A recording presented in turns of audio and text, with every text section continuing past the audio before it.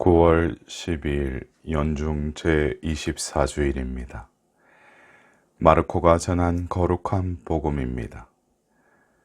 그때 예수님께서 제자들과 함께 가이사리아 필리피 근처 마을을 향하여 길을 떠나셨다.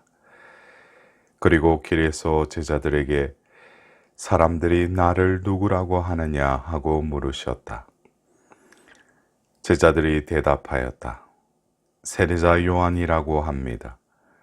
그러나 어떤 이들은 엘리야라 하고 또 어떤 이들은 예언자 가운데 한 분이라고 합니다. 예수님께서 다시 그러면 너희는 나를 누구라고 하느냐 하고 물으시자 베드로가 스승님은 그리스도이십니다 하고 대답하였다. 그러자 예수님께서는 제자들에게 당신에 관하여 아무에게도 말하지 말라고 엄중히 이르셨다. 예수님께서는 그 뒤에 사람의 아들이 반드시 많은 고난을 겪으시고 원로들과 수석사제들과 율법학자들에게 배척을 받아 죽임을 당하셨다가 사흘 만에 다시 살아나셔야 한다는 것을 제자들에게 가르치기 시작하셨다. 예수님께서는 이 말씀을 명백히 하셨다. 그러자 베드로가 예수님을 꼭 붙들고 반박하기 시작하였다. 그러나 예수님께서는 돌아서서 제자들을 보신 다음 베드로에게 사탄아, 내게서 물러가라.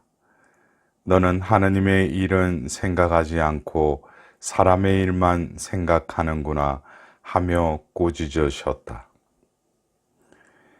예수님께서 제자들과 함께 군중을 가까이 부르시고 그들에게 말씀하셨다. 누구든지 내 뒤를 따르려면 자신을 버리고 제 십자가를 지고 나를 따라야 한다.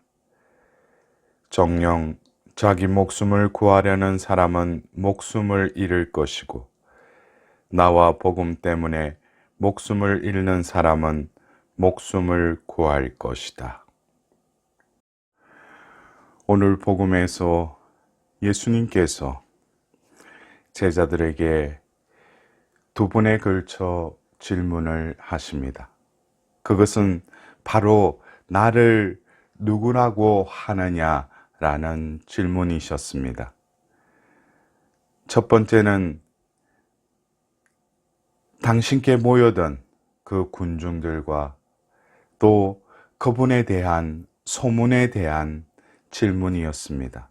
그래서 사람들이 나를 누구라고 하느냐 하고 물으십니다.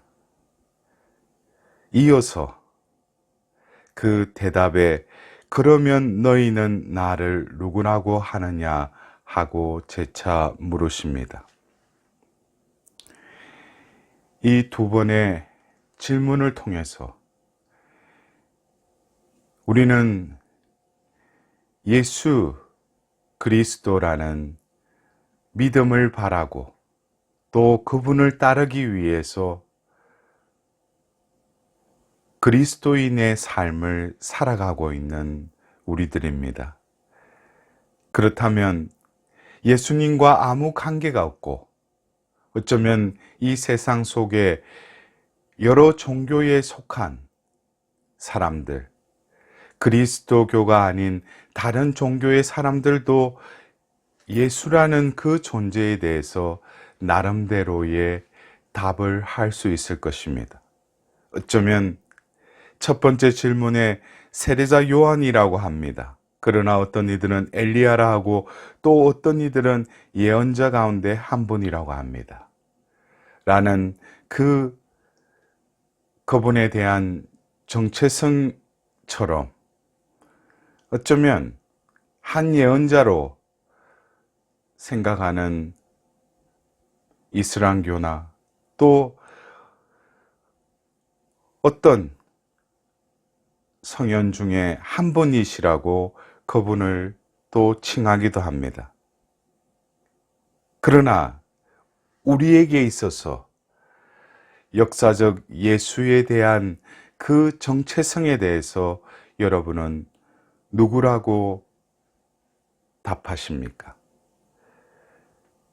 베드로가 스승님은 그리스도이십니다 라고 대답하였습니다.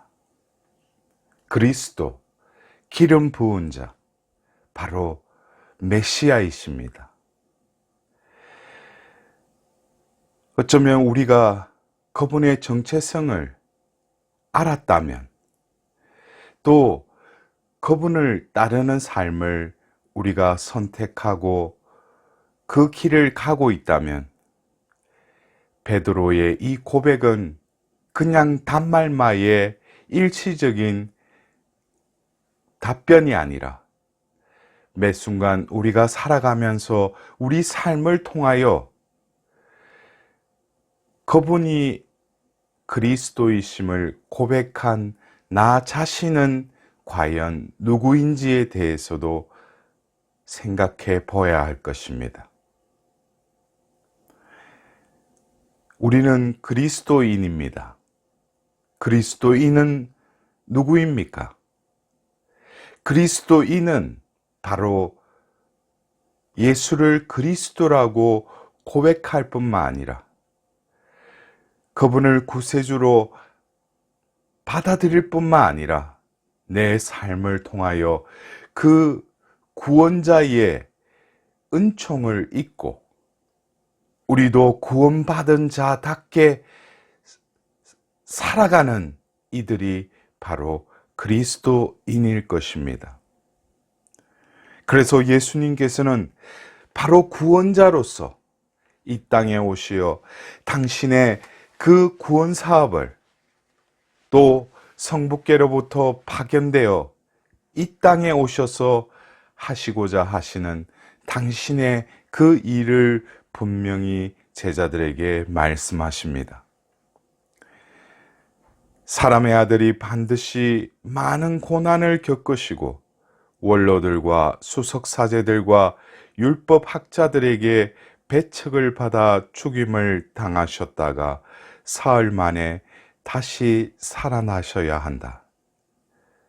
이것은 바로 예수님께서 요한복음 17장에 아버지 때가 되었습니다 라는 그 때를 예수님은 늘 준비하셨고 그 때에 아버지의 뜻을 이루고자 이 땅에 오셨음을 다시금 그 제자들에게 가르치고 계신 것입니다.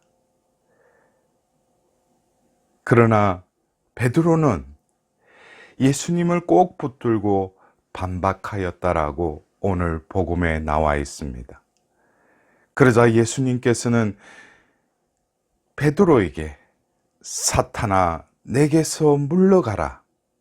너는 하나님의 일은 생각하지 않고 사람의 일만 생각하는구나 하며 꾸짖으시는 장면이 나옵니다.